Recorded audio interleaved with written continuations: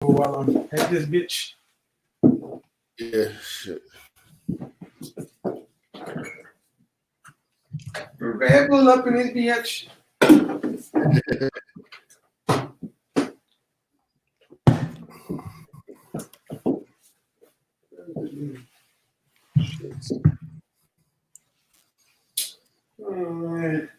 Church check in, man. Church check in, man. Live. We live. Matter of fact, let me make sure I let y'all know, man. We live. We got we in the presence of the real. You know what I'm saying? Got Kevin Samuels in the building. We just we waiting for everybody to get in here, man. Get themselves acclimated. You know. Yep. There we go. I'm going ahead and exercise the demons of Strags Pass. Goddamn coronavirus. Fuck me up. So we're going to go ahead and exercise the demons of all these former hoes. See, what happened when you didn't marry right the first time and then you learn what you need to? So we're going to go ahead and first thing you got to cleanse the environment. Whenever you get rid of a random broad, you got to clean it up with some nice sage. We burning sage on hoes 2020, man. That's right, man. So yeah, man, church check-in, man. It's a blessing. We got the brother Kevin Samuels in here. He's got me looking like a goddamn Southside hooligan, hoodlum. You know what I'm saying? I got my hoodie on.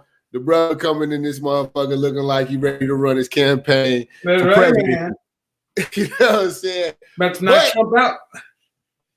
Oh man, it's always a blessing to have Kev on the show. Today, but first and foremost, Kev, shout out your social networks so everybody can know what's going on. Where you at? My channel? Yeah.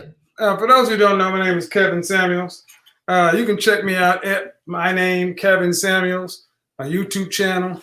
Over there, we talk about men's fashion, fragrance, men's lifestyle. We get into it, and we keep it going over there, man. Woo, yeah, good one today. Yeah, man. And I'm gonna be honest with you guys, man. Like, honestly, you know, if y'all believe in me, believe in Kev. This is a brother that really reached back, and he give me a lot of game. And man, you know, the mindset gets elevated when I speak to people who doing great things. So this is a brother that's doing great things. I really, I'm endorsing that. Y'all need to go over there and check him out. And it's crazy, you know, when I say that, because great minds think alike. Me and him wasn't even talking about this, but just somehow, some way, this week we both just gravitated towards talking about marriage. You know what I'm saying? Like, it just kind of gradually happened when I started talking about those old bitches. And I'm like, the old bitch is the devil. And me and you had a conversation. Right. And then next thing you know, we talking about marriage. And now I just dropped a video about how, you know, everything that men offer, women need to be proposing to us. And that's how I'm rocking. I got a lot of women pissed off right now. I had a few discussions when I was out just in the field with women, and they was like, nigga, you crazy, ain't no way in hell. They were not going, so I kind of stepped down. I wasn't about to argue with their ass and lose my energy. And then, you know, it's just where we're at right now. Then I'm hearing the guys are coming in the comments, Kev telling us to get married. See, no, we gotta talk about this because all right, let's clear it up, man. Let's clear it up. I'm not gonna let y'all, you know, saying do the brother dirty, I'm greasy, and you know what I'm saying. Like I say, because me and Kev, we were just talking about this. You know what I'm saying. Like I come from, raised by a father who was married. You know what I'm saying, and I've seen how the organic family works. You know what I'm saying? So, and how the nuclear family works. And I see what could when a man is able to be a man and a woman is a woman, I see the benefits of that. Right. But the problem what we're dealing with, see, a lot of you guys don't believe that these women, that we are dealing with women, which is true for the most part. Like I told you, we broke it down. Most of these bitches are men with vagina.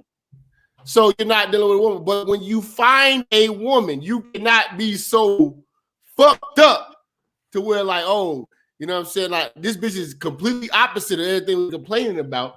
And she's an actual woman. What do you do? So today's topic, I thought that'd be a real good discussion, man. Wife selection. And wife selection for the black man, because the black man has to reproduce. Who are we going to reproduce with? Who are we going to transfer this wealth with? Who are we going to build this dynasty with? Wife selection. We're not going to put no color on it. We're going to put character on it. We're going to put action.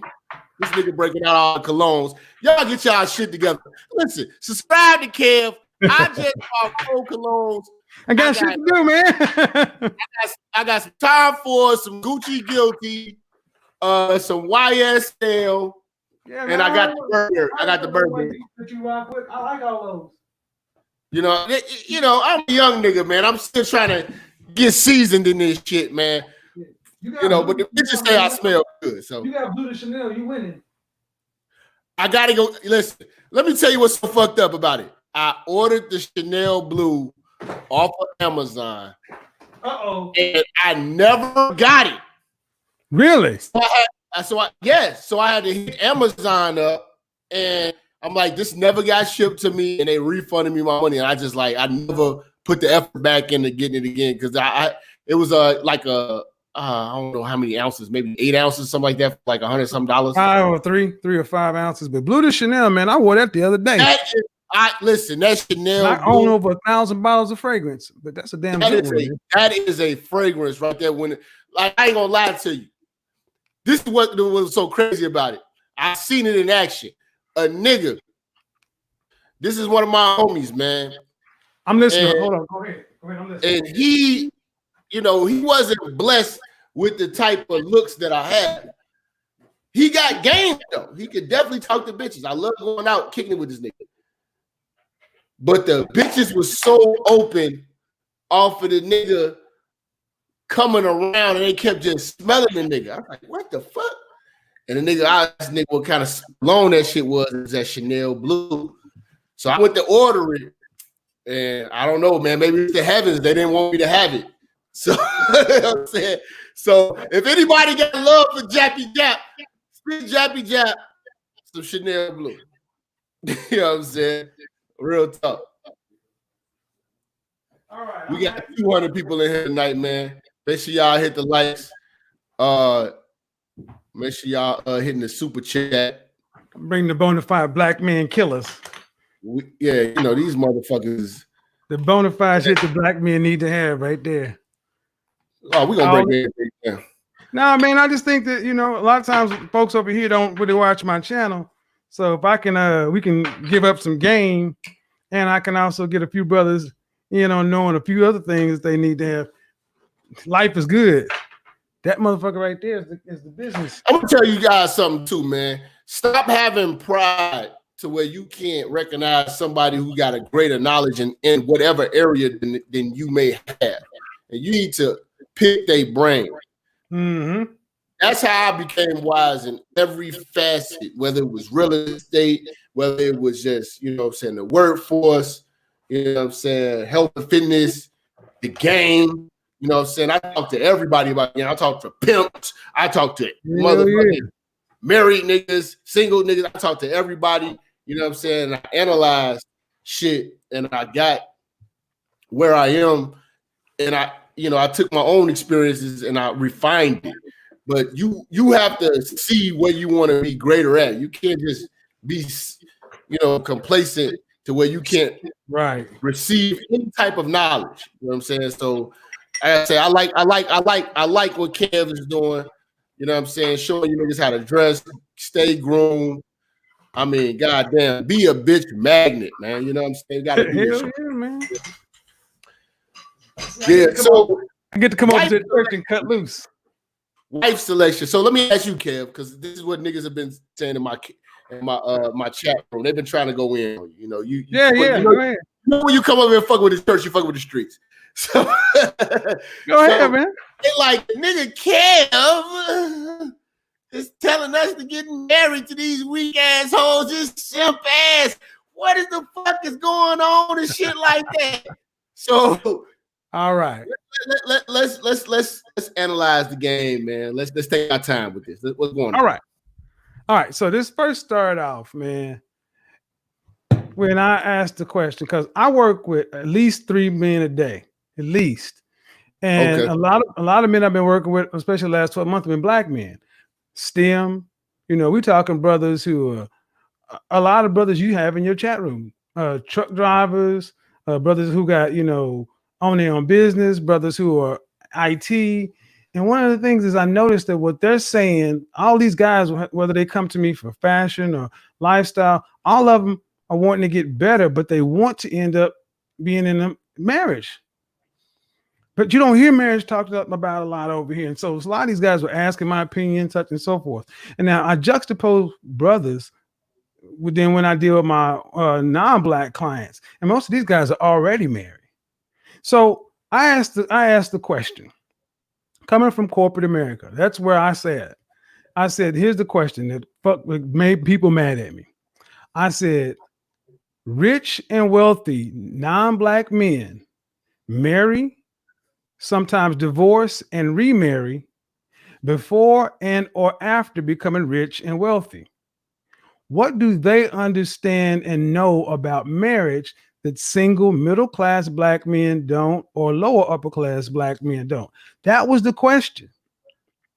All I asked is, what do they know and understand about marriage? And from that, brothers lost their fucking shit, dude. It went into this nigga, the simp. You selling out. You down for the bitch. You trying to get us to get married. And I'm like, Jap, the question is written in the description. It's on my community page. It's on my Instagram. I'm like, look, man. So, and we had 3 shows on this. One of the shows actually backed up to a show O'Shea did, where he had a lot of brothers on the Hall of Game, and he got a lot of married brothers who would sit back saying, damn, they can't even talk about being happily married or successfully married without being called all kind of blue pill beta male simps. I mean, we got to admit, the attitudes towards marriage are pretty negative. Now it is like this because a lot of guys have been railroaded. Yeah, but I know. I think that if we mesh everything that we're discovering into one method. So, like, for instance, bitches say they don't want to be housewives no more. Things have changed. There are times of the old. But notice that those same bitches don't want to dispel you getting on one knee and having to propose to them. So getting on one knee isn't times of the old. Oh, motherfuckers don't do that no more. You know what I'm saying? I'm not going to be barefoot and pregnant, but I still have to do this. You know what I'm saying? So things got to change.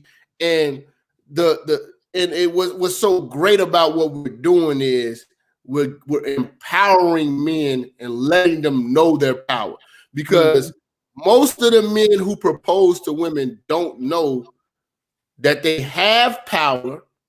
They don't feel powerful. You know what I'm saying? And they don't even know their worth because they don't have anything to compare it to, because they put the woman first. You know what I'm saying? And they allow these bitches to give them absolutely nothing and to keep giving and hoping that a motherfucker be thankful. It's like a spoiled child. When you spoil your child, you will never be thanked.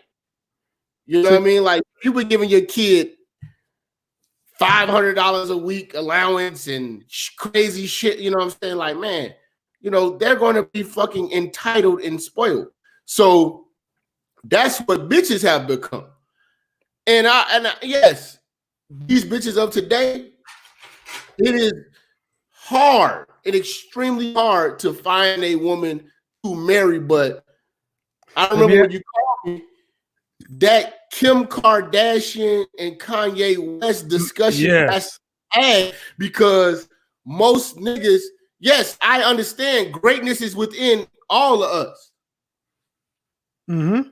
But nigga, when you're at peace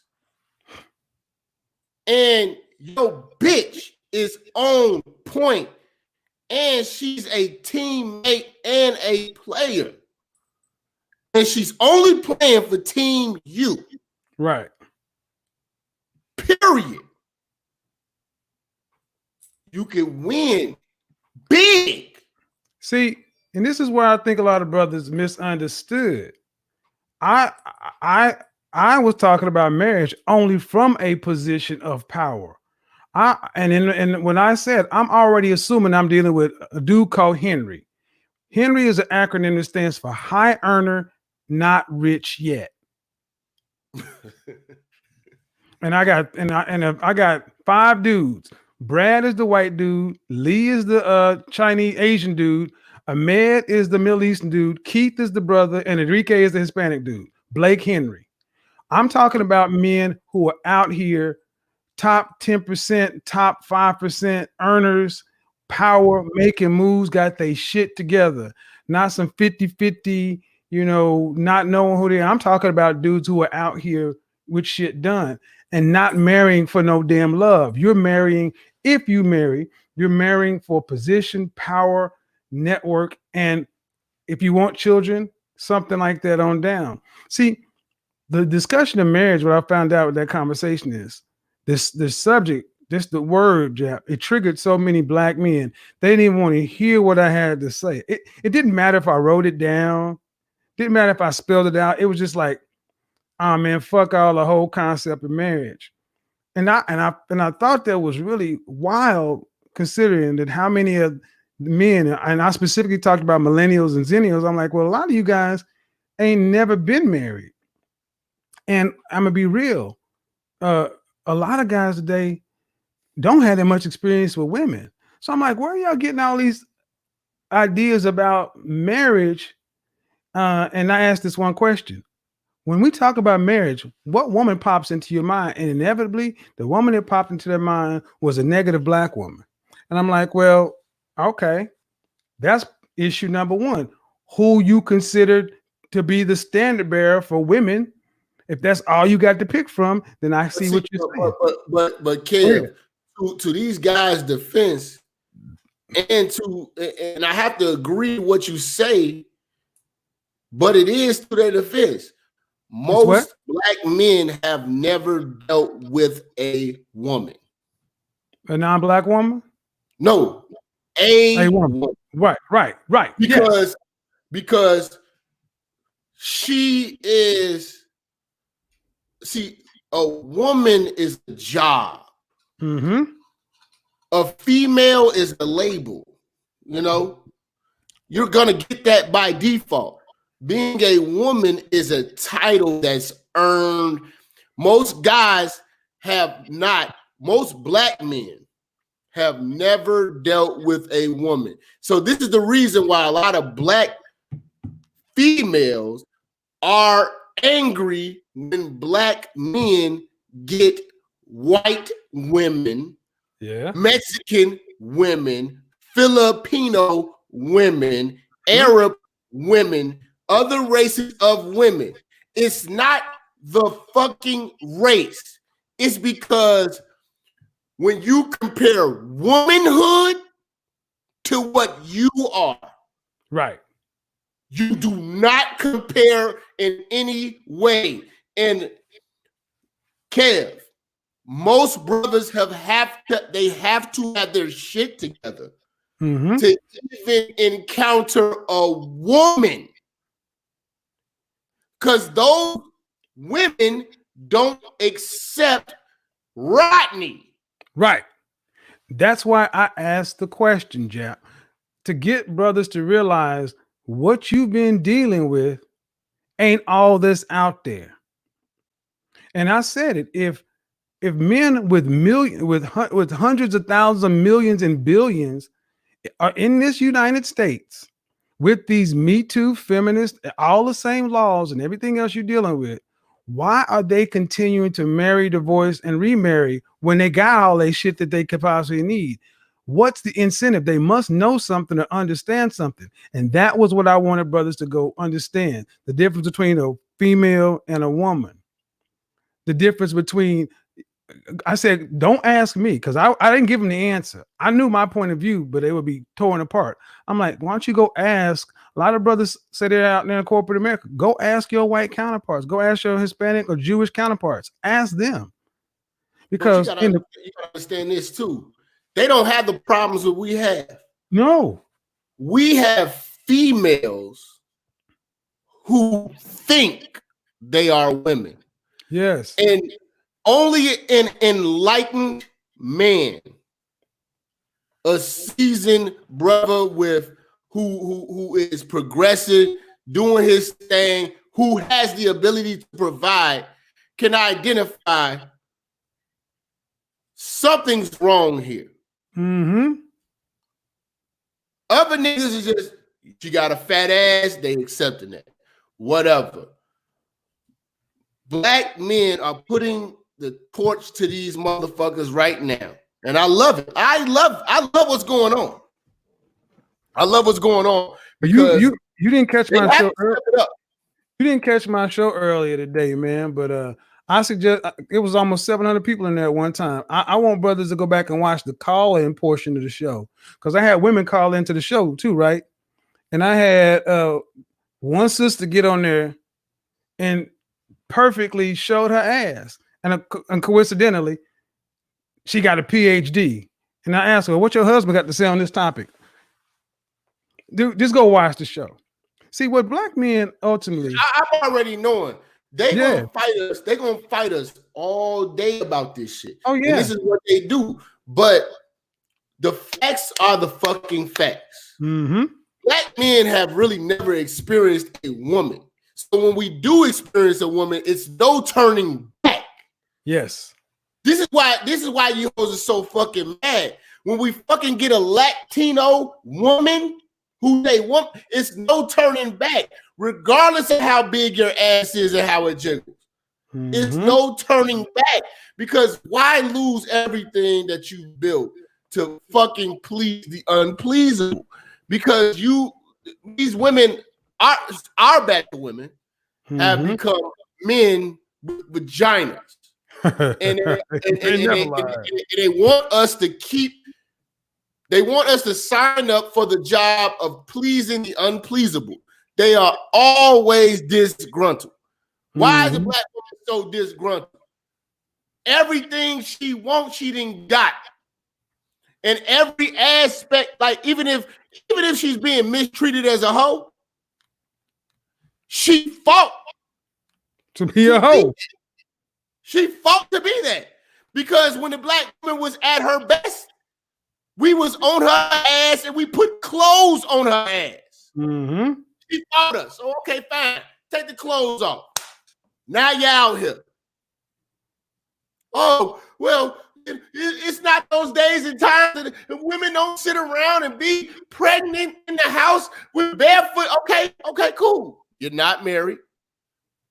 And now I propose. I'm saying, hey, y'all got to propose to us, because I know you ain't shit. Oh, that's crazy. The man's supposed to. So now we're supposed to have roles that you want. You're not going to dictate shit anymore. You all being leaders, being the terrorists that you are with your terrorist negotiation skills, has got y'all in the position that y'all are in. And unfortunately, you are the worst candidate for marriage. The worst candidate. When you said something on the show one day that, because I believe in following the money. And you talk, if a chick won't spend money on you, don't deal with her. I mean, big money, real money. If she ain't, if not if she's just picking up dinner every now and then. Now she's buying you a pair of $400 shoes. She's spending the kind of money she spent on herself, because a woman will fuck 1, 2, 3 guys, but they ain't gonna spend money except on a dude that they're really down for. I did a show one time where I talked to black women. I said, all right, what are you willing to give up to get what you want. And I ask questions about living in a different part of the country, changing your religion, cutting off all your so-called friends, dropping your social media. But when I said giving the kids, if you were a single mother, giving the kids over to the daddy, I had more women willing to do that than actually get her paycheck directly into your account, and you got all decision-making authority over it. Care. And that just shows that, like, I'm a younger cat than you. I peeped that early, and I've been you summed it up, but I've been subtly saying that. That is the only thing that these bitches will protect. They will suck it in, they will cook, they would do all this other shit. But when it comes to their money, that's what they truly care about. And they sacrifice that for a man, then they really love him, because I just see women being on the receiving end of everything that's great. Mm-hmm. You know what I'm saying? Like 50 Cent baby mama just went in on him. Right. So the last show we did based off of him. When we did that show about the 90s, right? And I told you the first time I ever dated a white woman, how I was confused because I actually got treated nice. See, here's what I firmly believe. I believe, and I've experienced that when the man is doing what you're supposed to be doing, you set the bar high anyway. You're gonna have women, non-black women coming at you. And what do black women who want to be with you have to do? They have to be able to compete with those women. But see, we as black men have not put them in the spirit of competition. Well, you know what I'm saying? We've been scared. Niggas been scared. Yeah. That's over. Those days are over. I have literally put out the call. I've told guys, we are officially out of the business of putting smiles of ungrateful bitches' faces. Mm-hmm. You know what I'm saying? We're going to hurt some hearts here. You know what I'm saying? They are going to come for us. We're going to be great regardless. Right. Every guy that I know right now, like a lot of my close friends, like they get this shit. They just don't. They don't have the gift to speak. But a lot of females would hate my inner circle of friends right now because these guys do not fucking believe that you are going to help them. Right. So they keep these women in a recreational state, and we are all having a blast. My homeboy got 20 properties. You know what I'm saying? I got property. My other homie, accountant. We having our way with it. We have no kids. We're young, 30-something, watching bitches lose. And then we come together and we speak about this shit like, yeah, you know what I'm saying? Like, man, we're not hurting for money. We're not in a financial bind. And we're sifting through bitches because we're getting bitches. Like, we're just sifting through, so it's not a big deal. And then we're analyzing bitches, and this is what they don't know. And this is why they hate coming across niggas like us who are the truth. You know what I'm saying? Because they're coming in these women are coming in this shit to be manipulative. Yeah. They're trying to present something and then bait and switch you. They're trying to get you to love them more than for you to love them more than they love you. They're trying to win, and they are winning when they deal with the weaker male. Strengthening the male was the worst thing that happened, and this is why we get so much fucking flack, because what we're doing is strengthening the male. You know what I'm saying?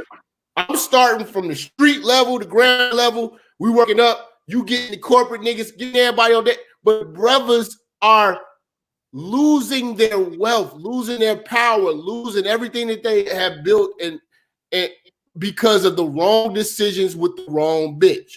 You know what I'm saying? So it goes back to the title, man. Wife selection for the black male. Now, Kanye West. wife selection. We got to break him down. He was a nigga. Mm-hmm. He did a lot of nigga shit. Now, I will say this. He had one woman that would have been perceived to be a good woman. The first woman he was with, the Amber? doctor from Chicago. Oh, okay. Yeah. He was fucking with her.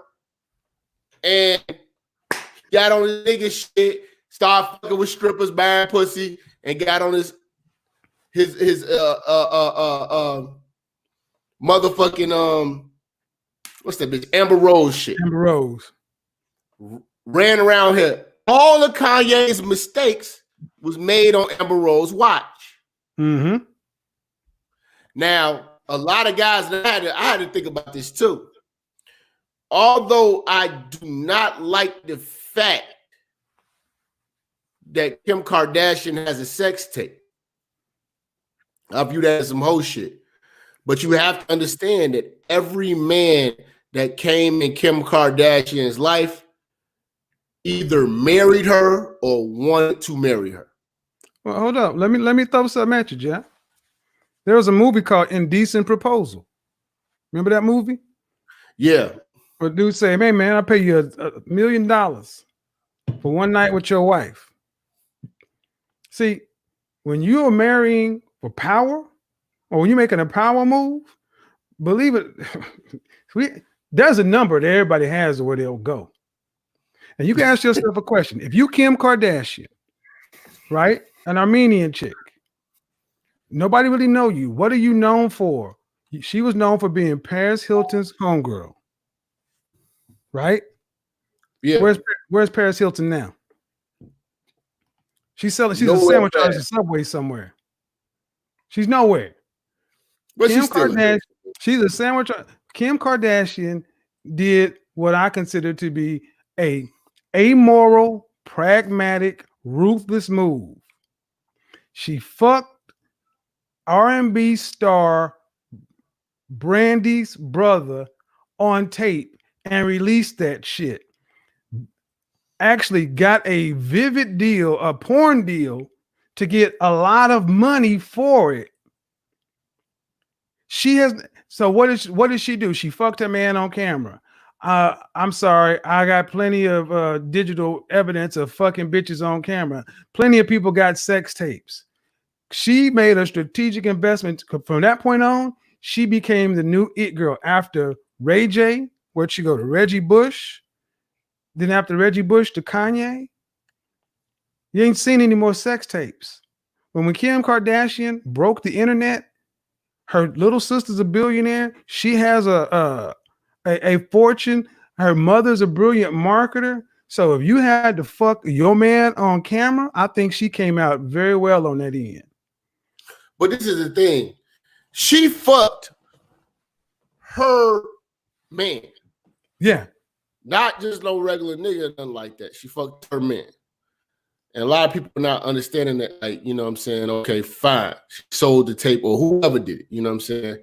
But how this woman carries herself is far more classy than your average hoe.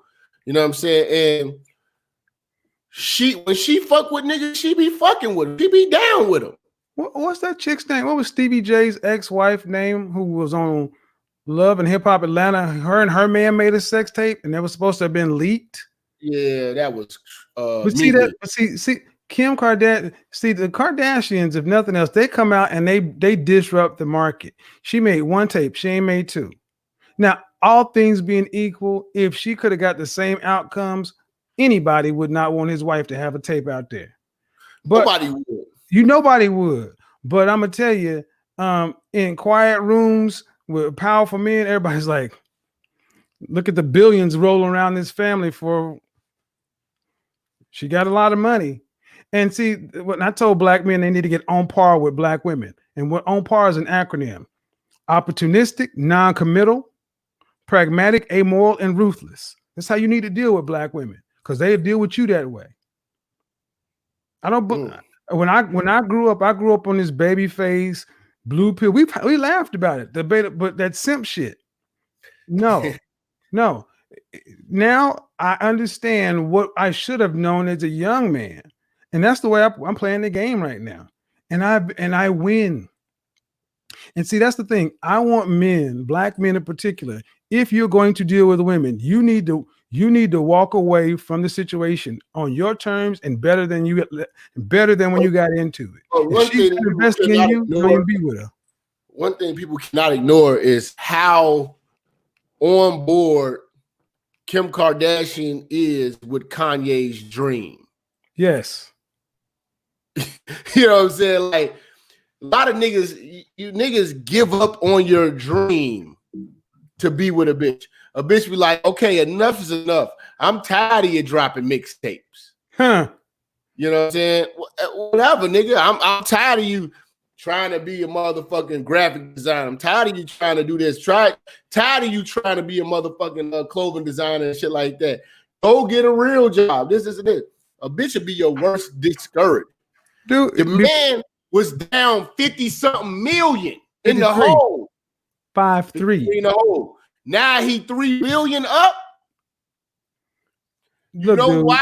Let me tell you, and this is another thing. This is why if he was not married,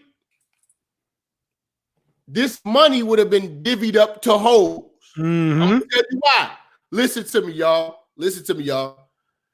When you're getting money on that level, and you got money and fame and shit like that, no love is real. With these hoes. You got a bitch that's fucking with you when you 53 million in the hole. Riding. You get out the motherfucking hole, and it's the reason why you get out the hole because you were focused. You had no other hoes giving you scandals, lawsuits, all this dumb shit, child support. With great success, you have got to just buckle down with one bitch. I'm gonna be honest with you. Be $1 million nigga, and them hoes know you got $1 million. Having 6 hoes, you'll be broke fast. Well, that's why you can't keep that money when them hoes know you got like you like if a bitch was if Trump had 5 girlfriends, he'd be fried right now. Most of these guys are getting fried. Look at what's the football player who used to have with Ocho Cinco? Terrell Owens. Crying. Yeah. Because a nigga has so many bitches. Bitches are expensive. See, I don't think a lot of dudes realize you need one good piece of pussy to just do your thizzle. I don't think a lot of dudes realize that's why at that level, man, all the women have to be vetted. But let me just back up. If you'd have asked the average black man here on YouTube, and YouTube is about 3 to 5 years ahead of the real world, right? We're ahead of the game. Slow up real quick, Kev. These niggas, you gotta cook them. We got $11 in the super chat, man. This Kev Samuels and Minister Jap, bro. Talk to these niggas, man. They bullshit. Jason Pierre, Kev don't seem genuine. He seems to flip-flop. Then you're not too bright, bro. Because I'm consistent as hell. What you may not do is listen very well. I'm gonna just be honest, but here's the thing, guys. 560 people watching. You got Jap here trying to put you guys, the ordained minister of the streets, trying to put y'all up on game. Wife selection for black men, but you got to be honest. A lot of you guys are pissed off that he even talking about a wife. Oh shit! Let me hold you up. Here's what's going on. That nigga shit, Kevin and got in Jap's ear. Now he coming over here with that marriage shit. If you don't want to learn how to make moves and do shit other than what you've been doing at your own level, ain't nobody gonna stop you from doing it. Now, you need to go ahead and support the brother on stream because he wants to talk to you and help you with this shit. How many people we got liking this? 243 people watching it. We're gonna need 10 people to drop something in the super chat. Fuck man, and here's this dude, and here's this young boy 24. I love when they come in saying this stuff. Look at it, man. No. See, I understand it. Listen. I understand. I'm not one of these niggas that's gonna lie to you and say marriage is a great deal. Hold on, bro. But hold on, Jeff. I gotta say something. Go for it. Jay West, yes, Kanye is a simp. And that's the question I was going to ask. A month ago, before the Forbes report came out, if you'd asked who married better, Kanye or Jay-Z, everybody would have told you Jay-Z. I never thought Jay-Z married better than Kanye. We said just shows you the difference in how black and how brothers think. Here's why Jay-Z didn't marry better. Jay-Z married Beyonce. They're a billionaire couple together. He was already rich. She was on her way to being rich. But look who he got as the mother-in-law, Tina Knowles, who sat there and embarrassed her new husband. Look who she got as a father, who he got as a father-in-law.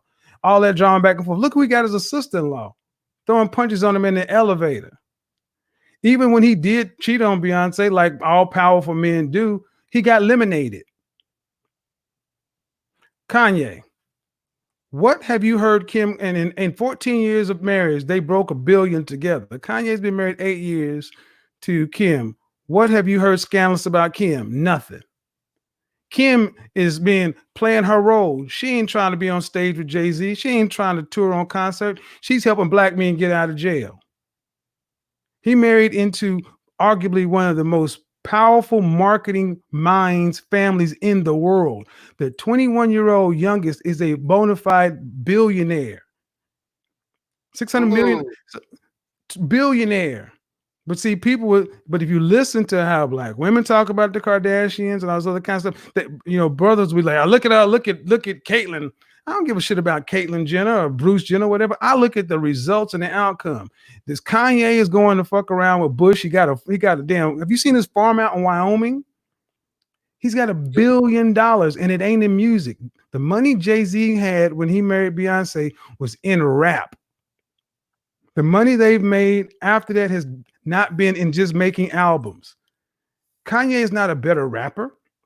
He hasn't made better music, but he has twice the money of both of them together.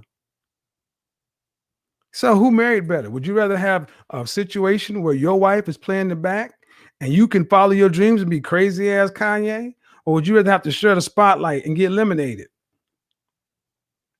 This goes to prove that even when a black man is like Jay-Z with a sister, you still gonna have to share the spotlight.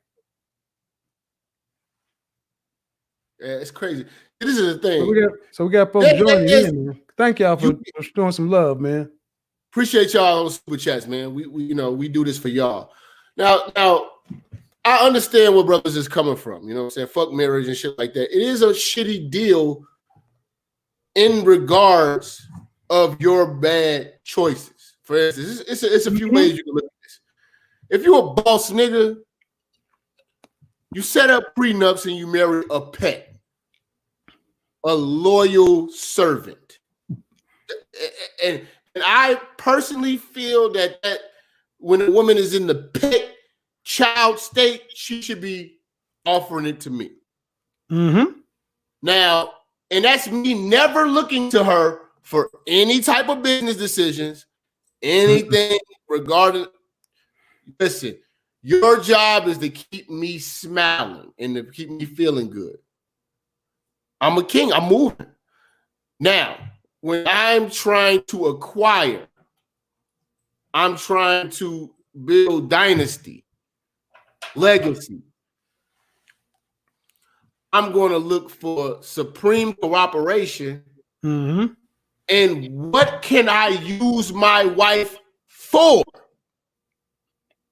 A lot of niggas, I understand, these bitches get empowered and shit like that. But what can your wife be useful for?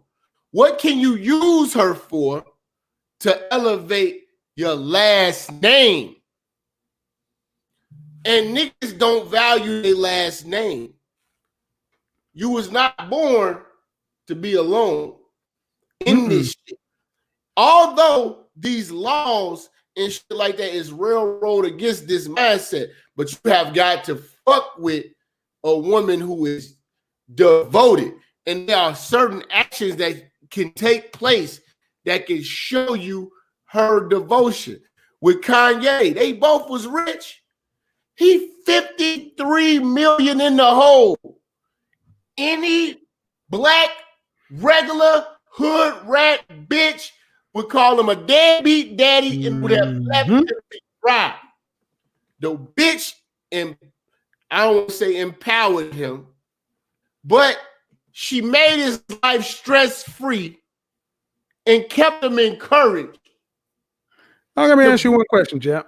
Let me ask you one real question. Knowing this country the way you know it, if which wife do you think could call up and open political doors? A Knowles, Beyonce Knowles, Tina Knowles, and Solange Knowles, or a Kardashian? Who?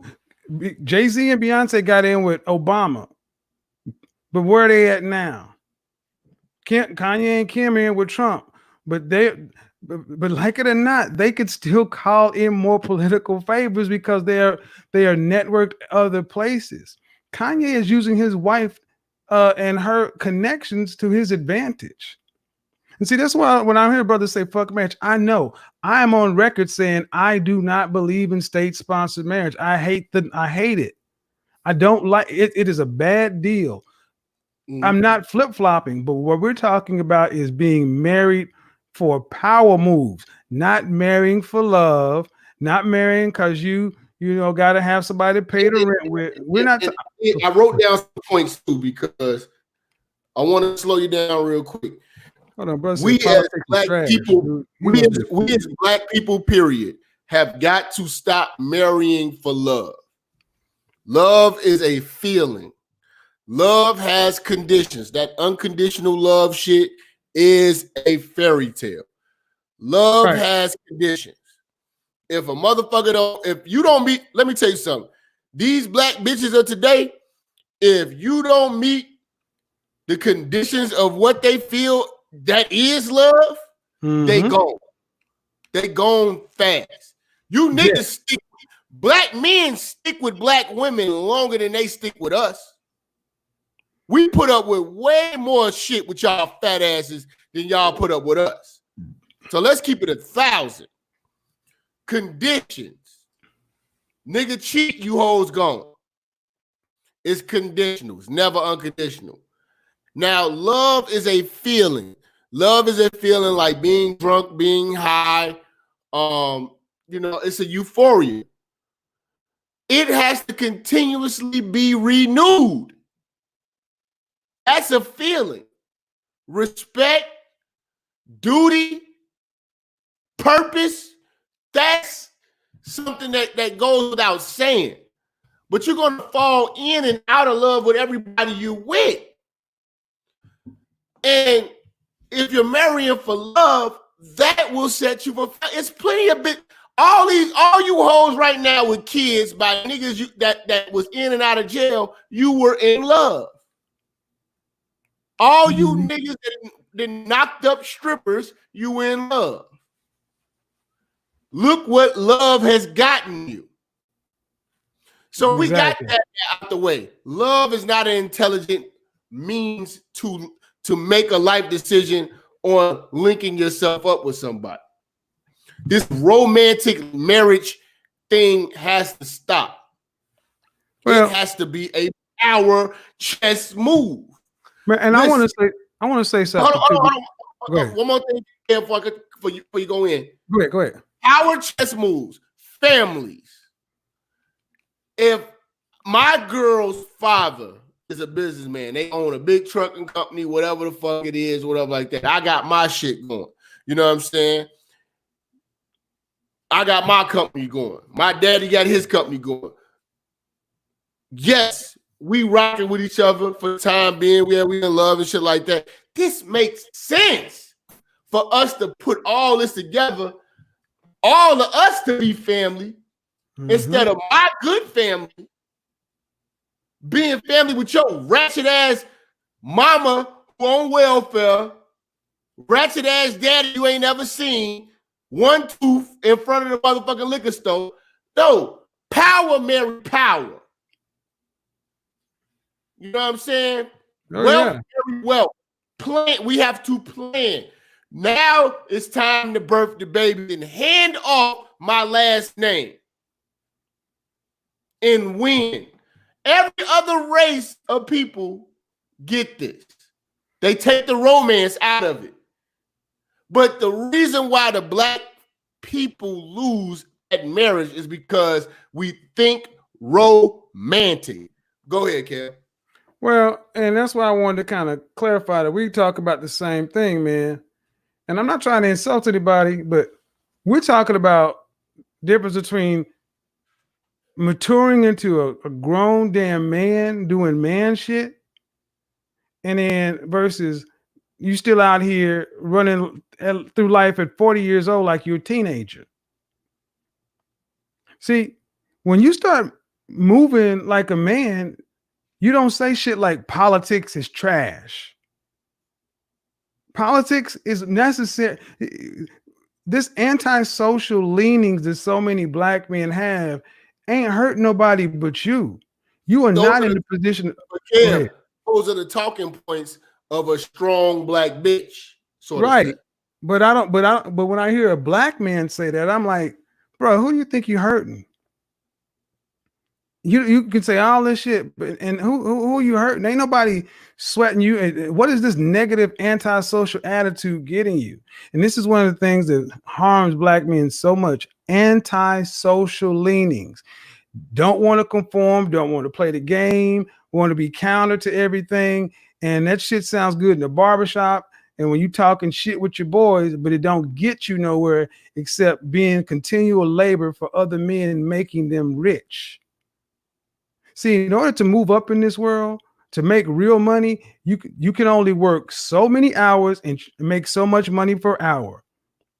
Making money requires multiple revenue streams. Making money by its definition is a social activity. That's why I talk to single black men so much. You're out here by yourself competing against married men with families on both sides and resources. And you playing the game as a solo player.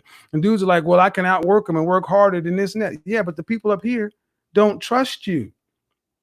Single men don't make as much as married men, and they don't go as far as married men. Don't get mad that that's the way it is. Learn how to play the game and win, or be cool with where you are, because you're not going to change the game. Let's also talk about this shit. Knock this bullshit off about the laws got to change. They're not going to change in your lifetime. Women are 51% of the vote. They're not going to give up their rights. They're not going to go turn back the clock on women's rights and suffrage and everything else. And 20 to 40% of men vote with women. That is a structural majority. You are in a feminist country, a gynocentric. This is what you got until you die. So all this stuff worrying about the laws are changing this and that, ain't gonna happen. How you gonna win in the game you in? Okay, so we talked about, we kind of got into the premise. We got into a lot of the problems, the pros and the cons. But let's get into wife selection for the black man. All right, wife selection for the black man, and because we had to talk about that because a lot of guys think it's impossible. Mm-hmm. And I understand it's hard, but it's not impossible. Like I said, like me and you talk. I come from my father being married to a black woman, raised by that family, you know what I'm saying? Like in that, you know what I'm saying? And that it is possible. But we have got to strengthen your minds as men, and we got to give you guys the strategies, the pros and the cons, what you're facing, what not to do. A lot of guys in the comments going in is one nigga, he cannot stop doing it. Some young, I forgot his name, but he's like, Kev, are you married? Clear that up. Kev, are you married? No, I've been married twice. And the difference is, don't worry about what I am. Because if you want to, where are you? Where are you at and where are you going? See, that's another tactic. So you get mad at when women do shit like this. This is what's funny in these spaces. Oftentimes brothers get mad when women act like this, but I'm like, you talking, a lot of these responses sound just like the women you get mad at. Kev, are you bitter or better? I'm better. And here's the both thing. My exes would like me back. Here's the thing.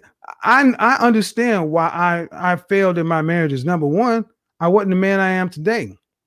I wouldn't have picked the women I was, but even if I did pick those same women, I wouldn't have let up like I did. I wouldn't have made some of the moves I did. I wouldn't have let shit go as long. I would have stood up. There's so many things that you guys are having access to on this manosphere thing. You're getting access to information that guys in my generation We didn't have access to this. It's not to make you bitter. It's to make you better. It's not to keep you away. It's to actually give you some power and leverage to be able to do something different. Okay. So let's get into wife selection for the black men. Now, I don't know if you caught the video I was doing today.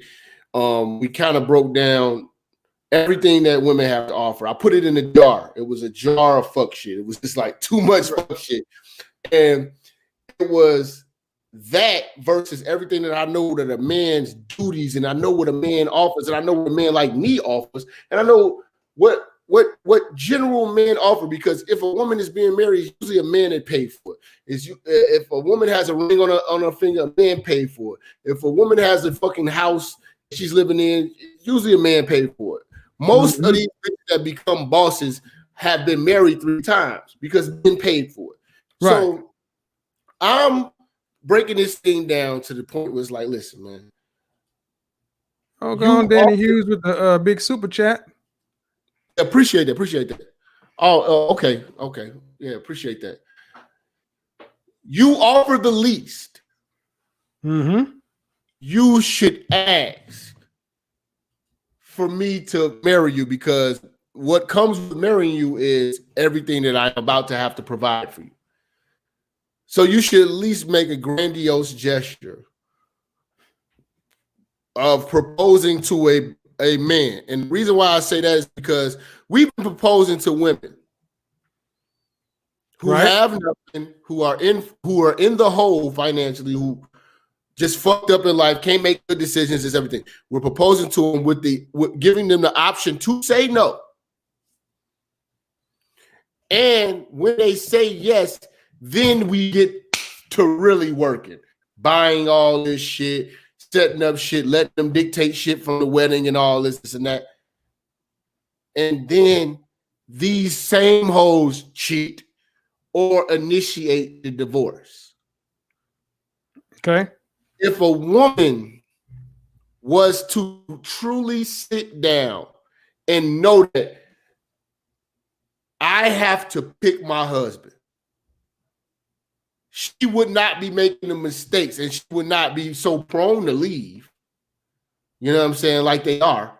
But if she asserted herself like how men have to assert themselves, first of all, the ring, 3 months of salary is what they say we're supposed to spend on a ring to propose to him.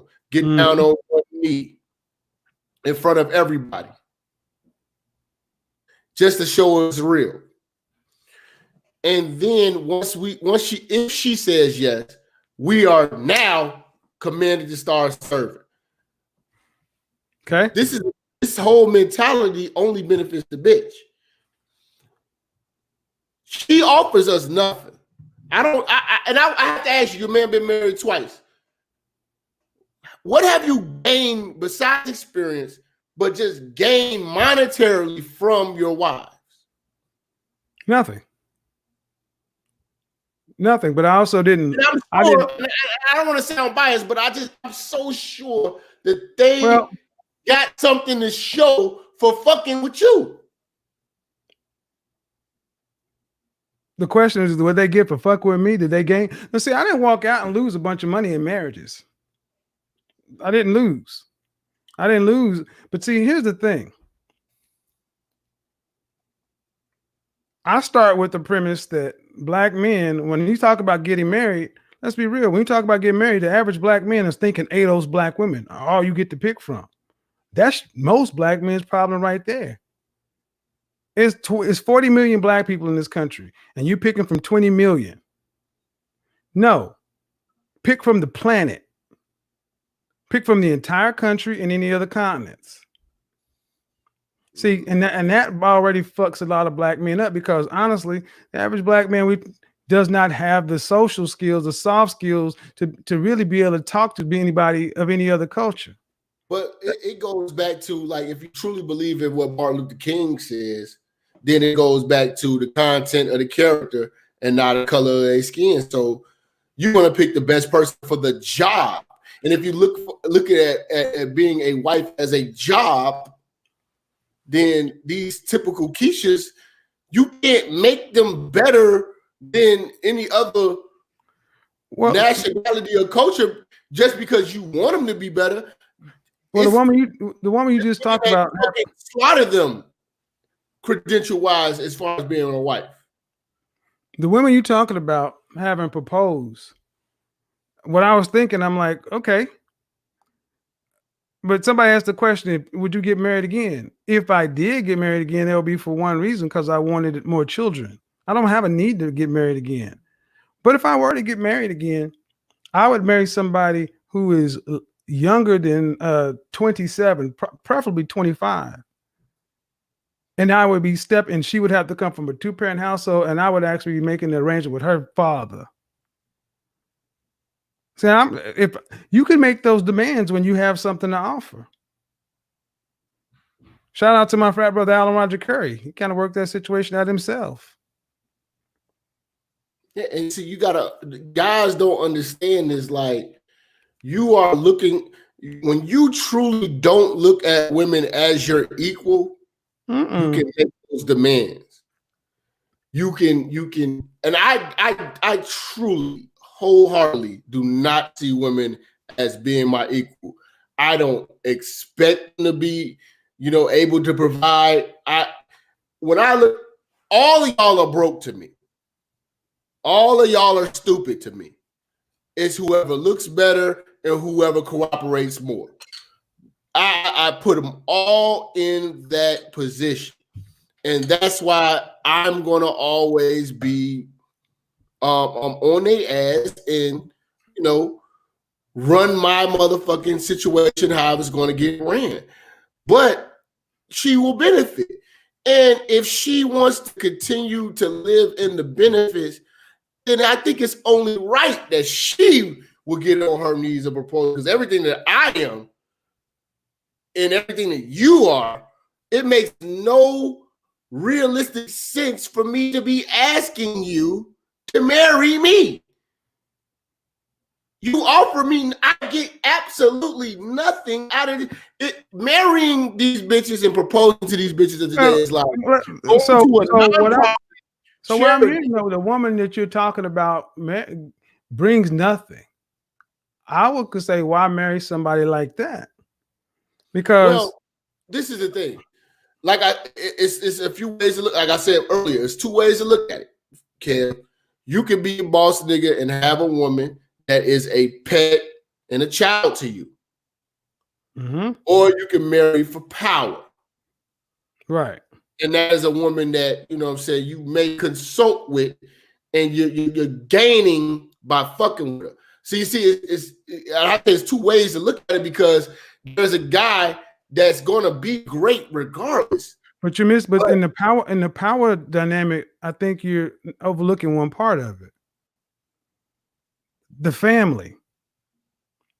I'm not marrying that woman solely for her. I'm marrying her family and their resources.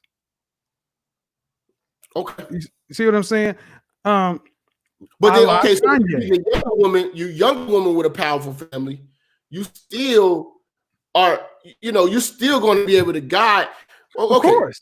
We talk all the time behind the scenes. We know the old bitch is a no-no. No. See, what I'm ultimately saying is this: if I'm going to take your situation, you marry for power. Yeah. And the consultative part, if the woman can bring something to the table, great. But I'm marrying her father who owns this business, her brother who's an attorney over here, her other brother who owns his own accounting firm, or that's what we're talking about. And I'm making negotiations with those men. This is your family now. Yeah, so while I understand talk about having a proposal, ultimately the negotiation is going to be with the men. They're going to turn their daughter, their sister over to me, and then they understand that in what they're going to get from me is everything you talked about. I'm going to take care of everything, and I'm going to make my own power moves over here as I normally would do, but we're also going to do business together so we all make money, and your daughter, your sister, benefits by being associated with it. See, Black folks, I firmly believe, because we have no more families, we continue to look at each other as individuals, and even There you marriage go. is just There you one to go right one. there. We don't have families. We don't have dynasties. So this talk is going to go over a lot of people's heads. Right. Because we thinking about it like, your family's broken, my family's broken. How can I pick an individual, but you picking an entity? Mm-hmm. I get that now. I get that now. I get that. So that's what I was saying. Those who have to pick an entity, if you're dealing with not an entity, an individual. Okay. I think that individual who offers nothing, family has nothing, that bitch need to be on her goddamn knees, begging to be up under a nigga like you. Okay, well, and in that case, then yes, she needs to break herself as much as possible, because in this situation, well, yeah, break herself. Well, because ain't no way she's going to outproduce me, out earn me, outmake me, and even whatever she brings to the table as far as consulting, I still got to go make that shit happen. Yeah. So she's going to always be the co-pilot, and if it's two individuals, yeah, I would say structured to where it's going to benefit me the most, and I want as much submission and cooperation up front as a sign that she's really serious about what she says. I don't take any woman at her word. That's why I wouldn't even in this individual thing. Yeah. But see, that individual thing still says you're dealing with, more than likely than not, an ADOS black woman, and I get that's what a lot of brothers want to deal with, because ain't but 20% of us come from nuclear families, and ain't many of them supposed to have anything. So Kevin says, what do you say to the black man, the young black man, the older progressive black man, the black men who have been married before, made their mistakes, you know what I'm saying, XYZ, wife selection? If you know what I'm saying, like, because I can't see, we will be lying to ourselves and say like everybody wants to be alone, they want to die alone or whatever like that. Right. And I'm gonna be honest with you, being a player is expensive, and being a player is dangerous. If you got 5 bitches, don't think that 5 bitches ain't fucking 5 other niggas. You're bringing you got diseases, you got fake ass baby pregnancies, you got charges, you got a lot of shit going on. It is safer to have one bitch. It's always safer to have that shit. But I'm telling you, young niggas, get this shit out your system. Fuck with the hoes, do your thing, use your condoms. I'm telling you niggas to do this shit. You know what I'm saying? But wife selection, for those who get this aspect of it and winning on a dynasty-like level, willing to transfer your last name, transfer your heritage, give a woman your lineage and child, wife selection. What do we need to do as black men to choose those type of women? What do you feel?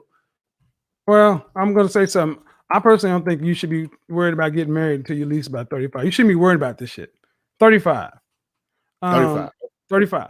But to answer your question, so 35 is what's the reason for 35? Is it because of being established? 35 because 35 you should have had at least 10 years to get out of here and hustle and grind, make a bunch of mistakes, live in your car, eat sardines, fuck around, have threesomes, get everything out of your system. At 35, you should be at the age of knowing how to get shit done. At 30, I think most guys' brains turn on. You still need 5 years of learning how to do this kind of stuff. 35, you can also be looking at a woman who's 25 years old and you got 10 years on her. So you got some gravitas. People also look at men at 35 as a grown, mature men versus 30. People still kind of looking at you like, you just got out of your 20s. I want you to have enough time to build up your career, your resources, everything else. So when you go in to start dealing with women, you can be coming from a position of ultimate power, ultimate leverage to get everything it is you want. I don't want you to be coming in on no 50-50 shit. If you're going to deal with women, deal with them from a position of power. And like you said, if you're a 35-year-old man out here, first thing I would say is you want to be dealing with a younger woman. And if you can't find a woman that came from a 2-parent household and all the ideal stuff, I would say sacrifice. If you talk about also, I'm sorry to cut you off, but because I know how these YouTube niggers play. Mm-hmm. Bring clarity to younger women. Younger women, 23 and up. For 23 and up. 18 Why? to 21. Well, 18 to 21, they're still too young for me. I like 23 is the ideal age for a 35-year-old man to marry, and you can have a year or two together before she turns 25 and has a kid. She has the first kid by 25, next kid by 27, third kid by 29, she's done by 30. Now, why do you feel that we have to be older? Well, because the man needs to be a provider, prophet, and priest. You need to be in a position to be able to teach your woman something. You can't teach your peer nothing. That woman who's roughly your age feels like she's your equal in this country, no matter who you are. She's your age. I noticed that a lot of women want to mess with men that's their same age. Mm-hmm. You know, they're like, oh, I don't fuck with young niggas.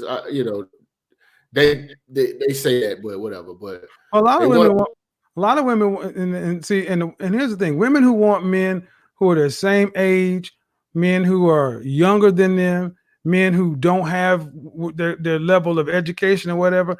I think women like that like to have power over men.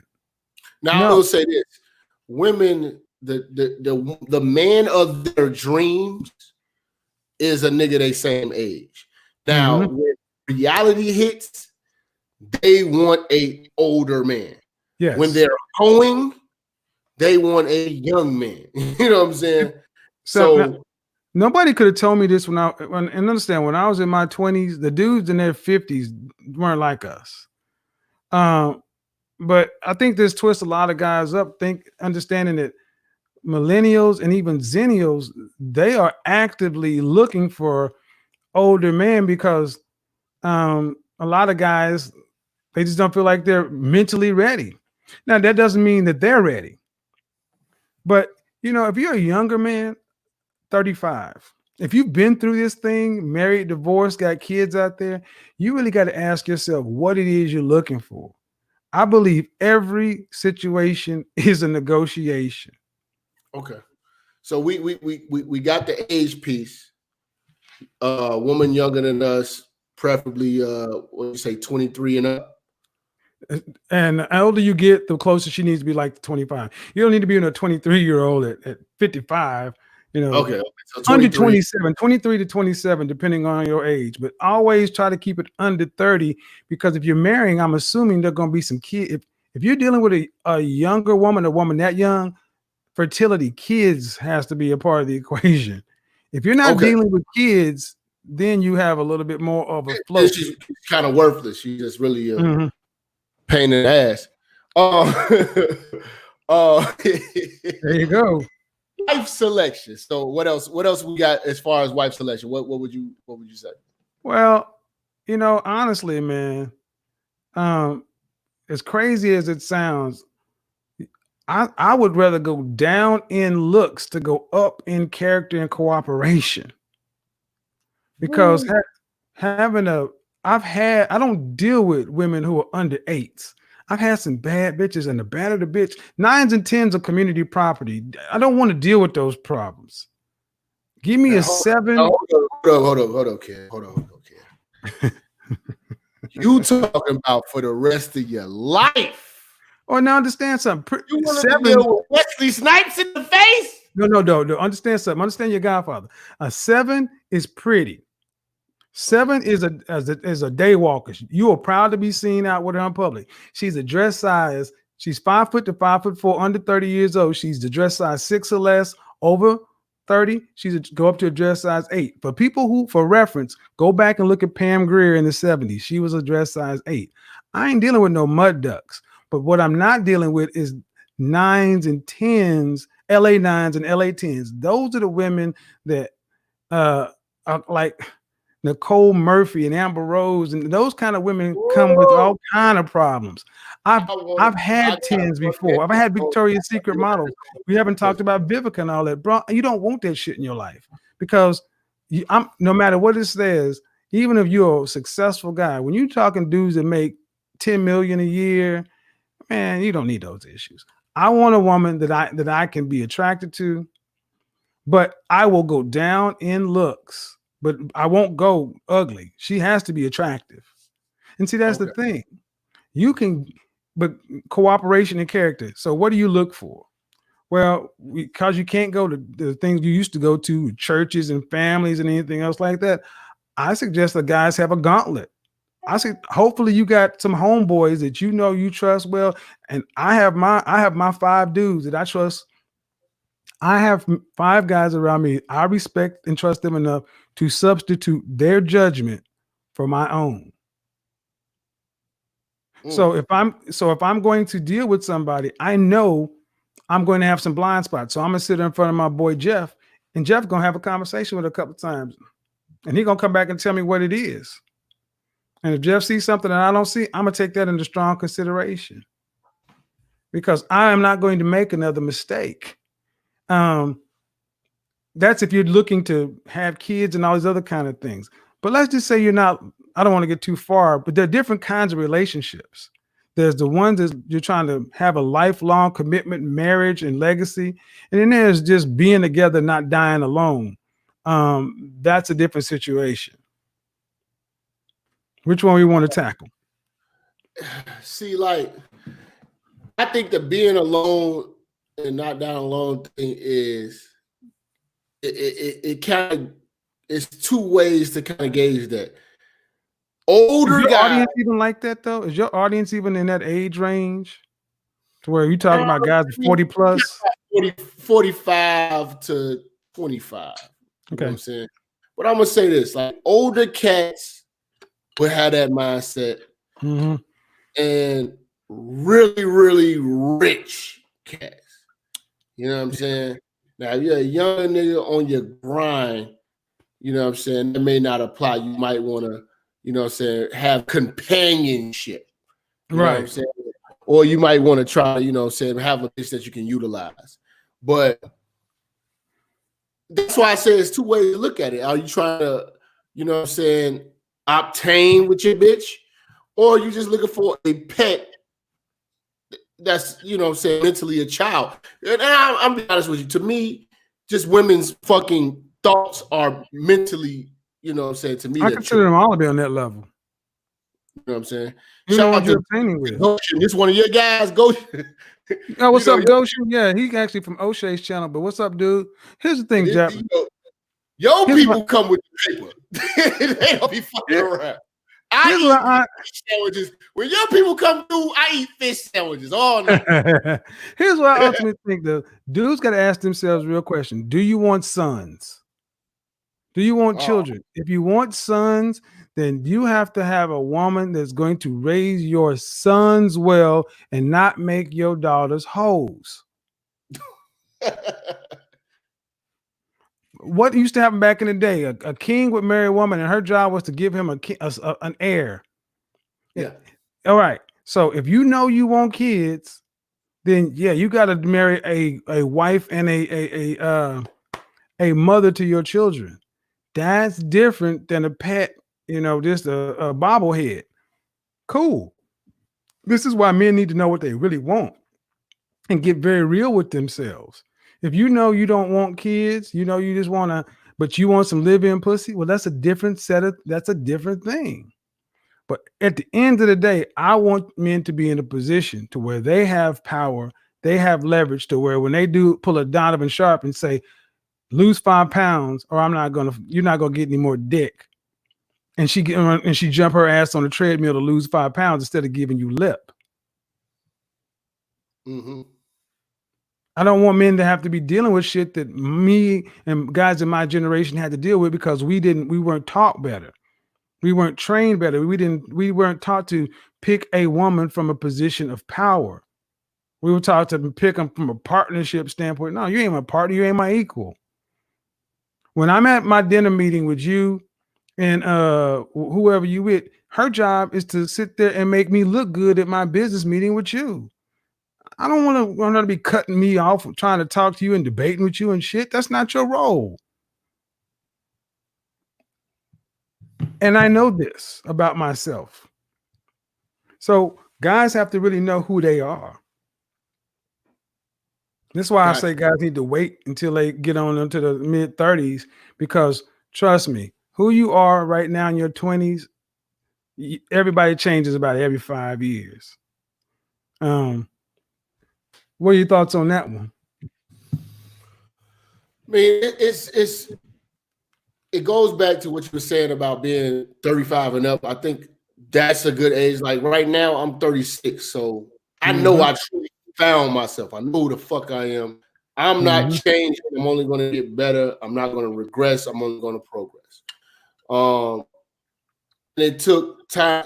This is a real analytical state where guys have that fork in the road. You're either going to win or you're going to fucking lose. You're either going to be mediocre or you're going to be great. This is when you analyze everything you've been in life. Like, I can look at shit. I look at my house. I look at everything I have. I look at the cars outside. I say, all right, it took me 36 years to get this. This is cool, and people are patting me on the back, but this is my normal. So now it's time to get greater. Now the bitches that come along, they have to either. I'm not depending on the bitch to improve me, but they definitely can't decrease my lifestyle, bring me down. They definitely can't be a hindrance on my growth. They actually gotta keep me like I said, I look at them as being pets and kids. Well, I just put something in the chat room. I will hug my kids. If I see a dog, you pet your dog. They're there to make me smile while I go out and do the frustrating hard work. Jap, another purpose of a wife is somebody with whom to chronicle your life and your greatness. I had a woman on my show earlier today, and she was talking about her kids, and long and short of, she's been with her husband since they were in her 20s. And the way she talks about her family, she sounds like an incredible cheerleader and chronicler of her husband's life. Think about your grandmother or your grandparents. You have somebody to go through those journeys with, and that's what a good wife is supposed to do, chronicling her husband's life and his greatness, telling his kids, yeah, while he's out killing the dragon and doing whatever, your wife is telling your son how great his daddy is.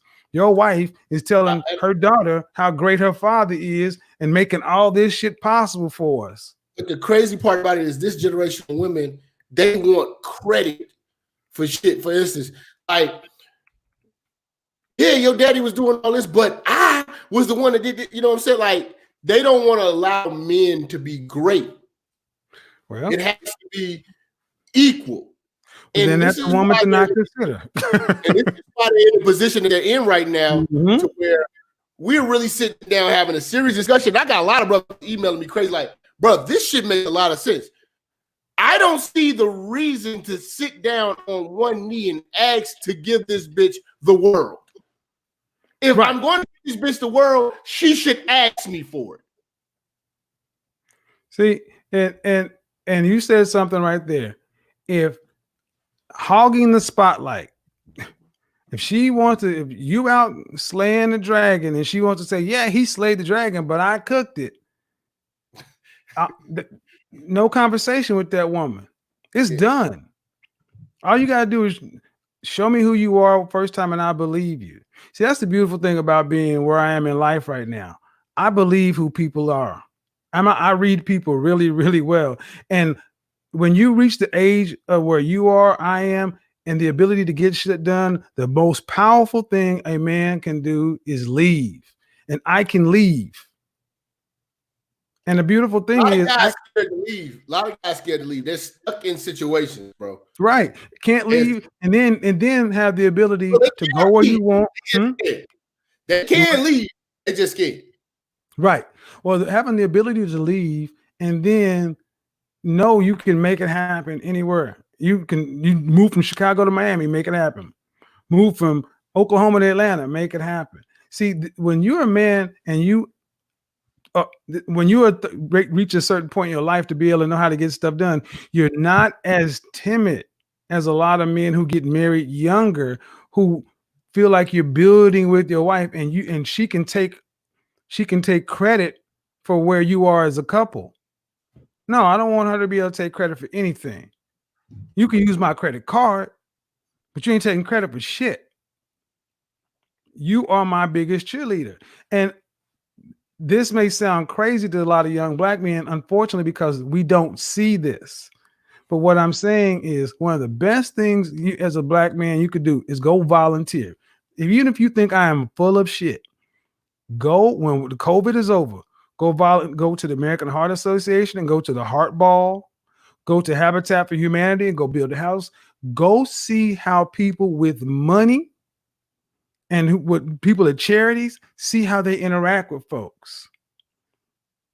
And understand how different cultures interact with each other. You cannot make all your judgments based upon ADO's black community or FBA or whatever it's called. What you're hitting on is this. People with financial freedom are very happy. Mm-hmm. And we're dealing with what we're trying to do is put psychology around how to engage with miserable people. The black bitch of today is going to be miserable for one good reason, her bad decision making. Second is, she's going to be financially fucked. A lot of niggas are striving and grinding. We're hard, but us as a people, we are not in the position to even be happy because we don't even know what real happiness is. We don't know what generosity is. We give and we keep score. Mm-hmm. That's why it's like, man, when you find a woman and a black woman give you something, yeah, it's kind of hard to accept it because because she's going to throw it in your face every fucking time to remind you that she gave. When I deal with coaches, Hispanics, Filipinos, white people, shit like that, they just give and they just do. You know what I'm saying? Right. And what's so crazy about it is I only see black women have that generosity spirit when it's time to give to white folks. Well, and there it is, another criteria. If you're not dealing with a woman who's generous, you don't need to know why. Just need to know it's not there. See, a lot of times black men, we want to figure shit out. We want to understand why. No, if she's not generous, just understand she ain't gonna do shit like that for you. And if you know that other women do it and you want that, go that direction. But see, a lot of this stuff is also grown-up man stuff. You have to grow into and mature into the man that understands that you're asking for a lot of shit that a lot of women are not willing to give in this culture, in this society. And that's cool. So you can't make a decision based on the sex, on the looks, because that shit will not make a difference when you hate coming home. Yeah. Now, speaking on the hate coming home thing, I think we had a conversation. Oh. Yeah. Yeah, nigga. And the brothers that's been watching, man, I came up with the notion, hey man, and I believe this to be true, man. You know what I'm saying? Your average black woman has become a devil. Yeah. You know what I'm saying? And a lot of guys are marrying the devil. Yes. You know what I'm saying? The devil is giving you hell. Kev, you've been married. Speak to us about the hell that you went through, and if you could, what better choices you would have made it and evaluated it, but really get into tell the story. All right, man. About go ahead and burn my holy wood right here. Hey, Kev, run the stage. Tell them about the devil. All right, man. First of all, I'm from Oklahoma. I come from a very religious family. Grew up Baptist, then grew up Church of God in Christ. If you deal with a woman who wants to fight you on the church you go to, the pastor who does your ceremony, if she wants to fight you on religion, leave. Bad sign. Don't negotiate on your gods.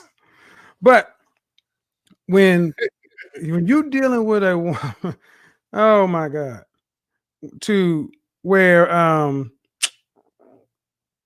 don't know how many people are very religious, but if you can't pray together, if there's something always wrong, you got to pay attention to that. I told Jap a story about it got so bad in my marriage that I used to hate coming home because I knew I was about to have to go to war because nothing was going to be happy for this woman. Didn't matter what I did, it wasn't going to be that way. So being the man you typically are, you still try to find a way to fix stuff. One night, man, I swear to God, I mean, because I grew up, like I said, grew up in the church. I used to run the singles ministry. If you follow my channel anytime, worked in the homeless ministry. I grew up in a family where you get the blessed oil, still got some over there, got grandma's Bible over there. One night I woke up and I prayed over my wife. And when I tell you that she jumped like there was some demon being rebuked in her. Shit scared the daylight. If you've ever watched The Exorcist, when you see an exorcism happening, I was like, what the hell just happened? You just praying over somebody and they jumped. Now she was dead asleep. Why did you feel you had to pray over her before we got to the? Because I was this. She was evil. She was evil. She was evil. What kind of evil you talking about? She was evil. Okay, this kind of evil she was talking about. Let me. I'm talking about Robin Givens evil because it's the 90s. No, let's get into it. The kind of evil we talk about. Anybody got if you own pets, dog, cats, birds, parrots are some of the most intelligent pets you can have. I had an eclectus parrot. It's the second most intelligent bird in the world. Had him from the time he was a hatchling. Bought it specifically because this bird could have a 400-word vocabulary and bond with lots of people. That bird loved her. But after we got married, her narcissistic switch flipped. She caused so much stress in the house. This bird plucked all his feathers out. Now think about how much drama and stress you got to be causing to where a bird. How good did she look and how good was the pussy? Oh, the pussy was incredible. Hamburger. Nigga, I still have dreams. The devil got the best pussy. Boy, I still have dreams. You call me today, nigga, I still dream about that shit. It was that devil got that some good pussy, man. That voodoo coochie, but dude, I'm telling you, when people at work ask me not to don't bring her back to company functions. White folks at work would ask me not to bring her back to company picnics. My frat brother said, hey man, love you come out to play a poker, but please don't bring her back. Everywhere we went, nobody wanted her around. Why? She was abusive and she was evil. And I was so weak in this situation because I legitimately loved her. There ain't no way in the world I should have been with this. And funny thing is, would I ever be with her or a woman like that again? No. Because I fought myself for allowing shit that I knew wasn't right. Huh? Yeah. Boy, yes, I was. And that's why and here's the thing, I can own that. There's no way in hell that I should have allowed stuff like that to go. But then you get little signs along the way. And when some of this shit used to happen, when I took the bird to the vet and the doctor was like, yeah, man, he stopped eating, stopped doing everything. He's like, birds typically don't do this stuff. Imagine a bird just has green feathers here and his body's pink. I'm like, God damn, that's stress level in the house, homie. And here's the funny thing. A lot of I want to keep this focus on Generation X Black women. A lot of Generation X Black women, you guys, thank God you'll never have to deal with them. They are the worst group of women this country has produced.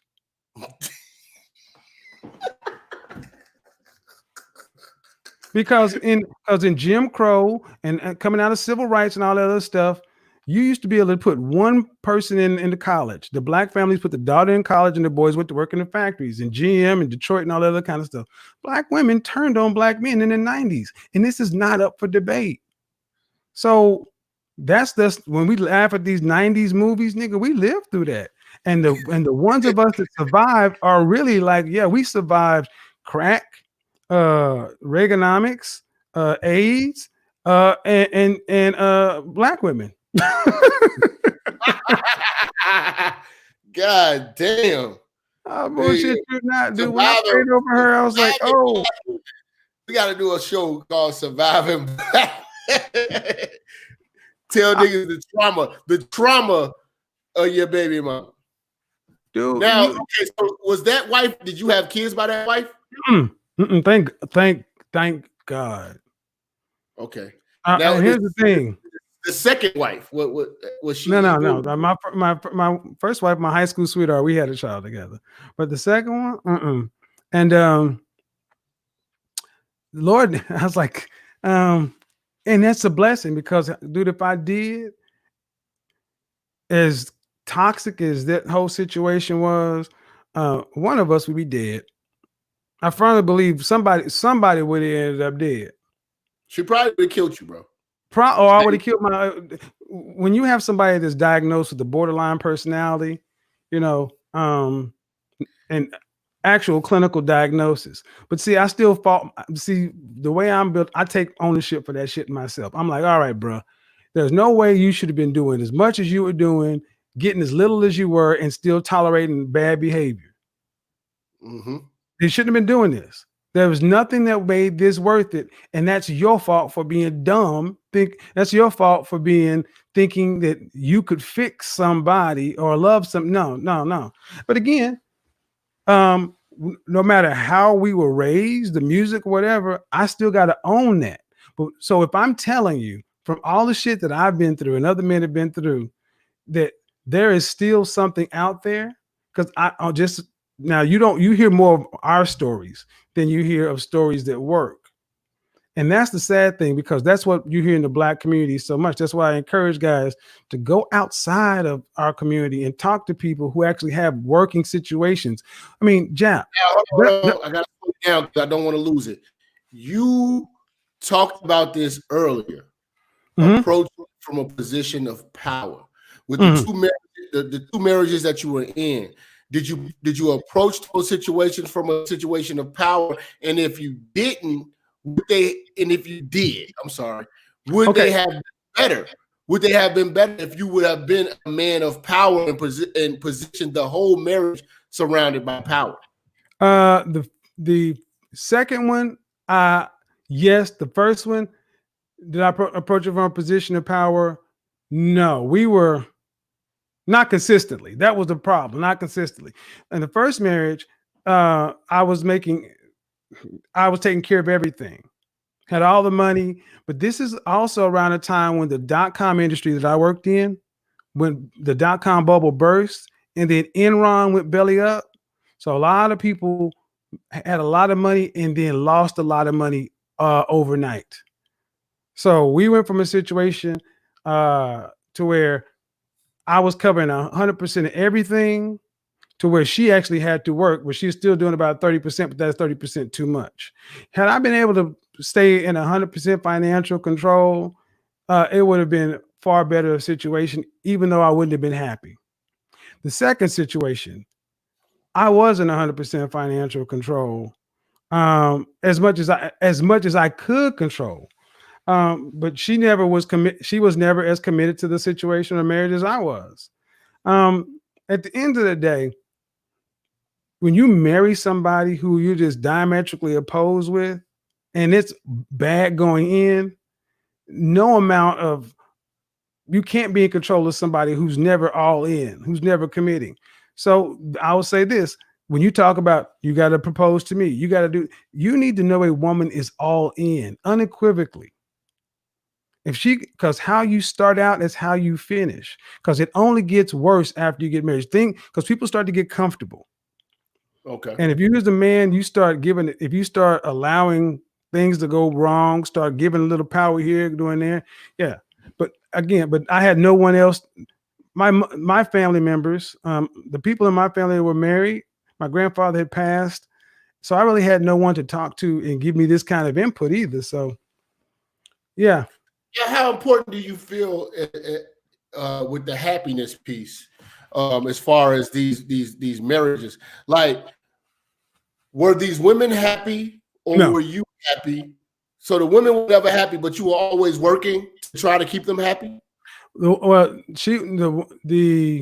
I think second wife, she wasn't happy. She wasn't happy because if you ever met these kind of people who wanted to be in entertainment, never happy because she ended up not being able to follow her dreams. But well, let me back up.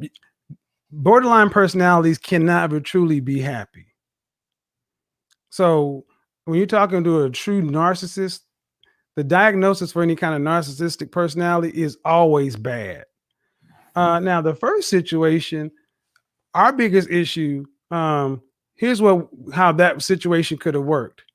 If we had both been living away from her nuclear family and living in Seattle, where we aren't around anybody but each other, because her family meddled a lot in our business. And I've done that before. And she will tell you that, and she begged to take me to take her back. But I was like, no, you allowed your family to do all this other stuff instead of coming to my family. But again, the reason she allowed her family to do that is because she bet that her family's money and situation, she was betting that I wasn't going to win. And see, that's the problem a lot of times when you are with somebody you're roughly the same age and roughly the same resources. If you're already winning, women already see you in that position. So there's I went through that same exact thing with my ex. It was her fucking mother who was always thinking that I wasn't gonna be nothing. She wanted her to get an older man because she was married to an older man. Her mother was around like 55 at the time. Her husband was like 68. Right. She wanted her daughter to be with the older man because it was risky with me. And she didn't understand what destruction, that I come from. Although, because I was doing the entertainment thing, I had the record deals and fucking around with the music and shit like that. Right. So to those school of people, that's like very risky and shit like that. So it's like, okay. And then if it didn't work, what I was gonna be? Was selling dope or doing some shit like that? No. You know what I'm saying? And didn't realize my upbringing wasn't gonna allow me to ever regress to anything of that nature. But like you said, she was gambling on me not winning. And that's when they jump ship, thinking that the ship is going to sink. Right. And, this is why about wanting to come back after getting their ass whooped by old niggas. See, fuck off. You know what I'm saying? Like, no, you ran to that ass whooping. So God bless you. You know what I'm saying? This is why I said if I was never stable enough in the way I want to be stable enough, long enough. Like in my first marriage, people lost money worldwide with Enron and WorldCom. And I mean, you can't stave that off. The problem is when you're trying to compare me to your father who's been working for 30 years, I'm like, we had a setback. That's all it was a setback. And she should have stayed the course, but she didn't, and she lost. But that goes to show truly, though, do they really believe in these men? You know what I'm saying? Well, and honestly, I don't really think that a lot of these women love us like they profess to. They love the idea of us. They love the situation that they're in. They love the euphoria of the predicament that they may be in at the time. And that's why I was like, as a man, we don't need to be basking in romance and shit like that. Let these bitches do that. Let's just be real, dude. Bask in practicality. Let's just be real, dude. The kind of stuff you and I talk about behind the scenes, I'm a buy me a situation. That's what I'm gonna do. If I decide to do this, I'm gonna buy me a situation. I'm not this love shit. No. If I deal with you, I'm going to be getting into something I'm getting something out of, and I know what I'm going in up front. Because having a rotation of 5 women until you die is crazy. I don't want to keep doing that. So if I'm sitting back saying, all right, here's what I need from you. I mean, it's no different. You see sugar daddies with sugar babies. They put these chicks on a payment on a salary. That's what a lot of rich and wealthy guys do, or a lot of guys who are high 6-figure salaries, or that a lot of these rich but not wealthy guys are not in love. They have an arrangement, and the arrangement simply is this: whatever we do, we keep our business in-house. We don't make each other look bad in the streets or in public. And when I realized that, when I got around white folks, Jewish people, Italian folks, and Asian folks, and I realized that they ain't in love. They're just like, well, daddy does this, and he goes over to the whorehouse and goes over to his other woman's house, but he keeps mom this. I'm like, well, goddamn. This is what it means to have this kind of situation. Like, yeah, they fell out of love a long time ago, even if it was there, but they still are in there for the duty of the quote unquote duty of what they signed up for. It's a duty. It becomes a duty once you have kids. And you mentioned one thing that a lot of guys are not thinking about. I mean, I understand this is a beautiful life to live. Me and you, we are both really bachelors. Oh, yes. I'm a younger bachelor, doing my ratchet thing. You're doing your sophisticated thing. We both bachelors, nigga. Having a blast. Now, me and you both know it is expensive. You get with a bitch. If you added up all of the bitches, you getting with one bitch just to entertain and just kick it and just be yourself and just be Kev Samuels one day with a bitch. It's about a $350 to $500 day. For the kind of shit you like to do yourself. Yeah, so like if if you're going out, me just surveying the land, it was $250 to $300 a day just surveying the land to give niggas this information. You know what I'm saying? Just to date bitches. You know what I'm saying? Like just out kicking it. So if a bitch is coming and you got 5 bitches, I'm gonna multiply that number times 5 times, nigga. I'm gonna at least give you 2 days off a week by yourself. 22 days out of the month, nigga. This is very fucking expensive. You know what I'm saying? That's a big budget to have hoes. So say again, the risk that you're taking with these bitches possibly taking everything you've earned, popping up with a kid that they try to trap you with, or contracting something. Safe pussy. A lot of guys marry for safe pussy. That never gets mentioned. Safe, trust. Well, when you have a rotation, you can't put those kind of you can put restrictions on, but you can't really demand them. You can't enforce them. You can't. Can't enforce that shit. You got too many hoes, and it'll be far too expensive to try to enforce that shit. You got 5 hoes, and you try to enforce. You don't need to fuck with me unless them hoes are completely, bus riding garbage bucket bitches. You know what I'm saying? But there's some bitches that's worth a damn. They look good, and they got other niggas like you in their inbox. You can't stop it. But what comes with that is the fact that they, you want to have safe pussy. You know what I'm saying? When you moving like you're moving, you know what I'm saying? You want to have trustworthy pussy, trustworthy women. Well, let's talk about when you move it. Like when I moved to Atlanta, I moved to Atlanta to build a network. And anybody who follows me, they know I'm always moving around. But as you start to go places, and start networking up these chains, you pay a cost for bringing a different woman in all the time. You come across as a player, and like it or not, when I talk on these streams, I say married men make more and go higher, because so many executives, middle management, upper management guys are married or in committed relationships. And whether it's fake or not is irrelevant. It's the appearance of one. It is, what do you want out of life? Because floating around, taking somebody, and here's the thing, and then you factor in what we do. Right now, you got 20 some odd thousand people. There's 750 people watching. What happens when we have 1 million subscribers?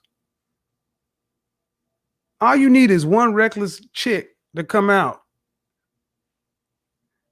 Yeah, one. I mean, I know once I touch 1 mil, all my ex bitches gonna get book deals. Mm-hmm. It's gonna be a business to slander me. It's gonna be a business to tell the tales of the shit we went through. You know what I'm saying? It's gonna be a chance to, oh, you used to date Mr. Jap. So how was it? Oh, he's abusive. Yeah, none of this shit came out on the come up. But this shit is coming out now that nigga is up. And well, see, you a lot of times, in order to be really rich or wealthy, it ain't about it's great to make it, but you got to be able to keep it and have it used for something. And you notice one thing, Russell Simmons didn't have the problems that he having right now when he was married. A lot of married niggas, don't get caught in these scandals. Now, if they cheat, yes. But I'm talking about old hoes popping up. Dude, you get caught up now. A cheating scandal is a cheating scandal. You're cheating ass nigga. All right, nigga. But I'm talking about old hoes feeling wrong. Oh, yeah. They do that to men that's not married.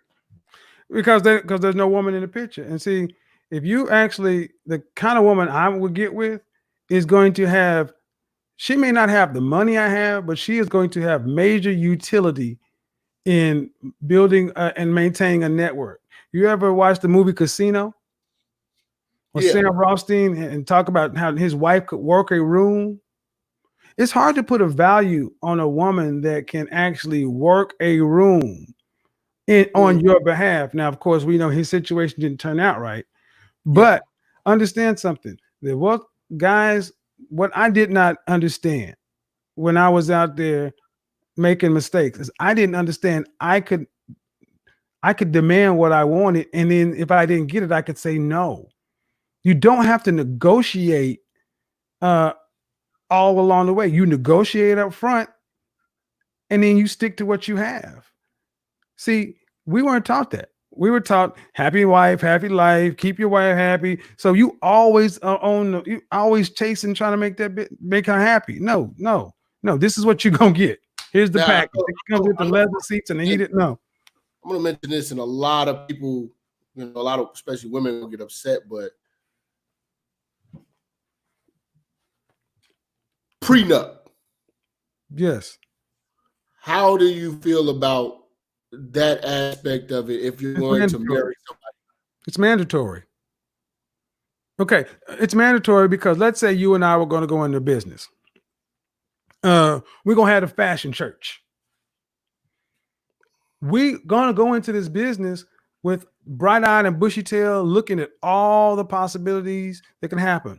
But we're going to have a contract in place. We're going to have to talk about the money, how the money gets divvied up. We're going to have to spell all that out before we get into it, because that's the major reason how relationships fuck up is over money. We're going to talk about how to do it if it all works.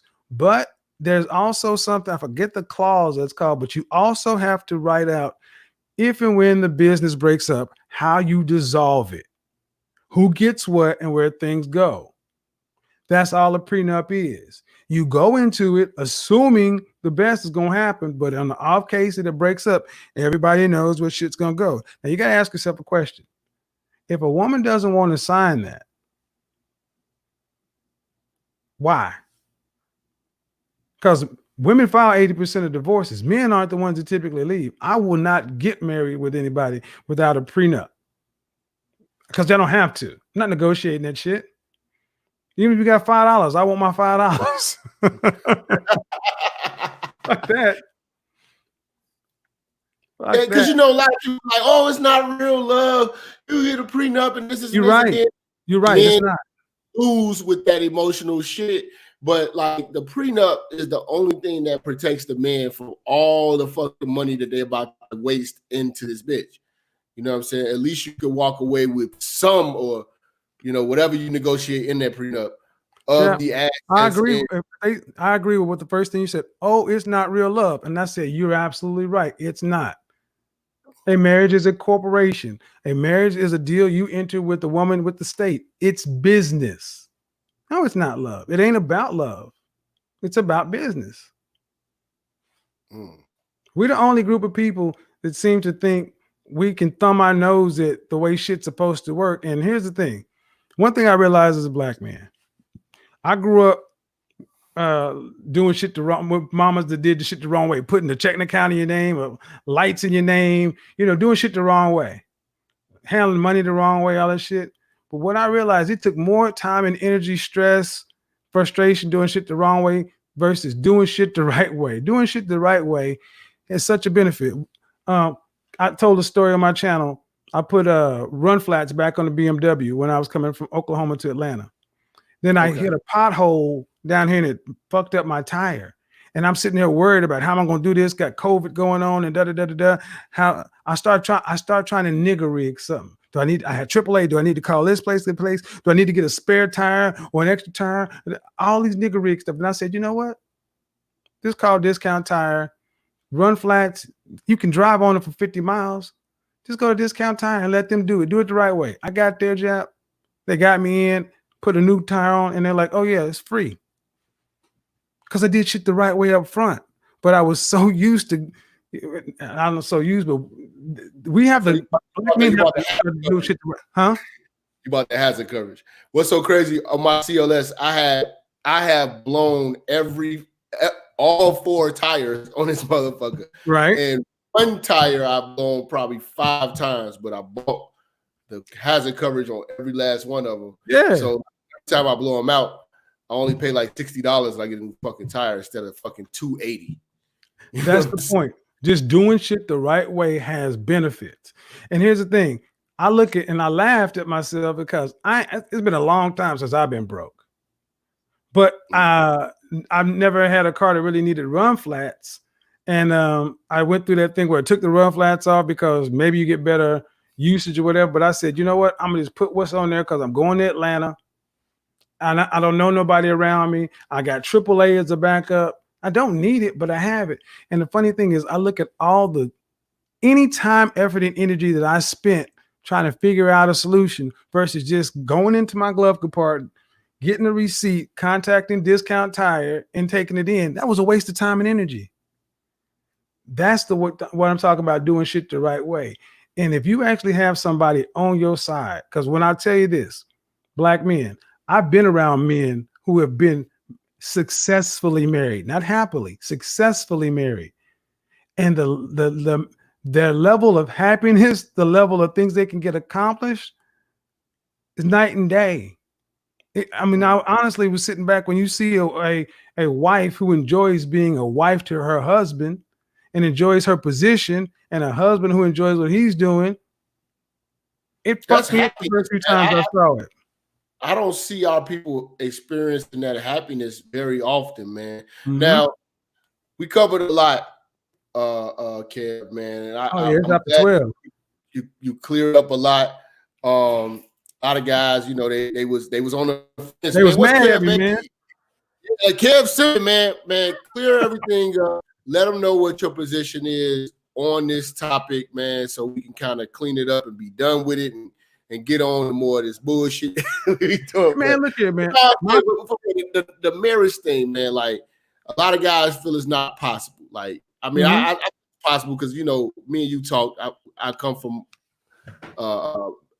2-parent household. And, I've seen it done successfully, and it could be done successfully, but we don't have strategy as men. So, how do you feel about marriage as far as wife selection for the black man?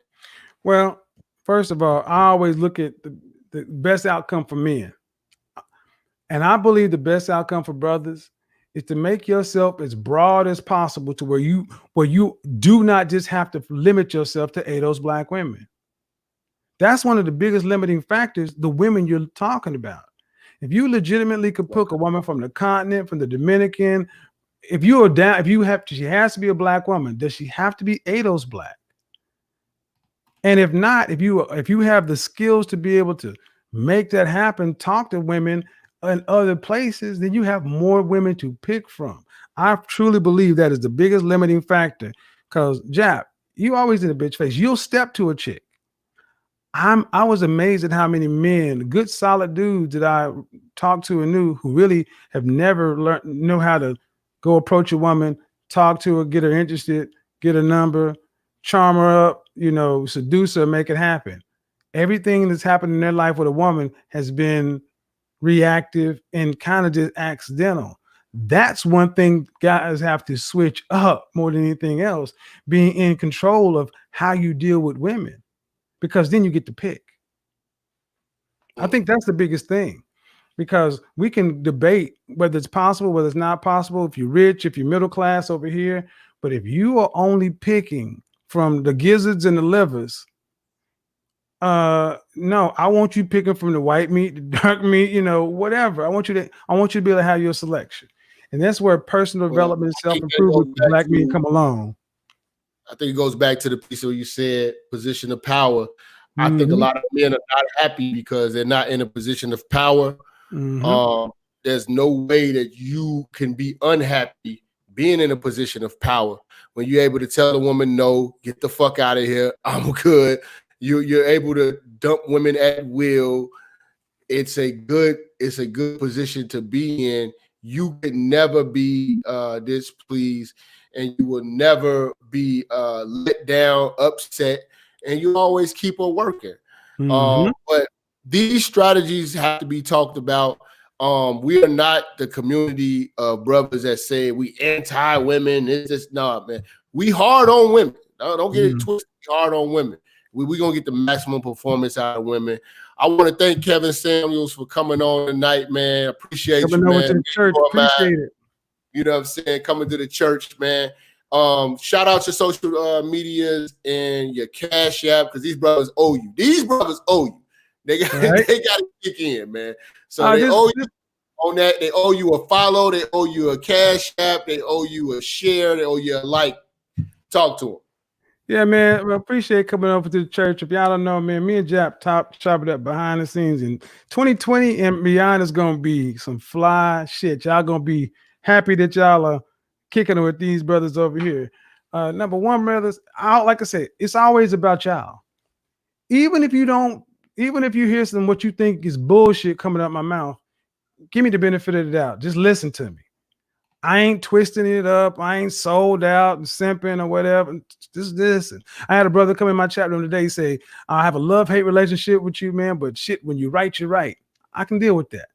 Hit me up on my website, by Kevin Samuels. If you want to book your services, go over to my YouTube channel, do a follow, Kevin Samuels. Watch the content, man. Watch the content. Appreciate it, Jap. And I need to get you some of this stuff over here, man. Put you up on some fragrance game. Fragrance game. Let's go, man. Hey, man, I definitely gotta go get this goddamn Chanel boo, man. I keep bullshit. Yeah, baby. You know what I'm saying? But that's one that I definitely gotta have. I physically seen a nigga get so many compliments in my face. The bitches just kept, whoa, what is that? I'm like, oh, right. This nigga look like the first Gucci man, the fat Gucci man. So I'm like, oh man, but that's my boy, man. But you know what I'm saying? They was jocking for that shit. So man, I definitely had to get in where I fit in, man. Good but man, shit, we about to get up out of here, man. Minister Jap, church, Kevin Samuels, man. It's been real, man. Y'all motherfuckers like and share the video, man. Peace. Peace out, folks.